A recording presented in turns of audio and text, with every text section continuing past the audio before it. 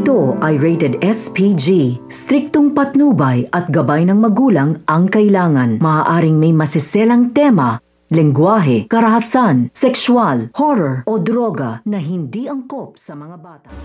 Welcome back mga ka-episode plus at narito mga dapat nating abangan dito nga lang sa FPJ's Batang Quiapo kung saan inapat na nga nito ni David itong si Rigor na nakita nga niya ito nga sa motel at kung niloloko nga raw ba niya itong ina nga niya.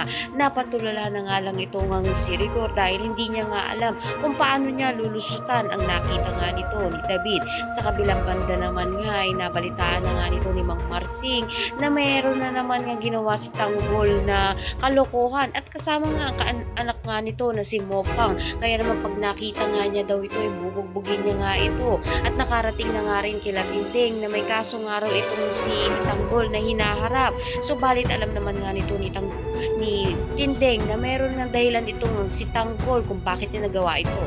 Nalalapit na nga kaya ang pagbabagong buhay nga nito ni Tanggol. Ngayon nga sumama na nga ito nga si Mopang sa kanya. Ito na nga kaya ang magtutuwid ng buhay nga nito. Ang lahat na yan ang mga natin. Maraming salamat sa iyo.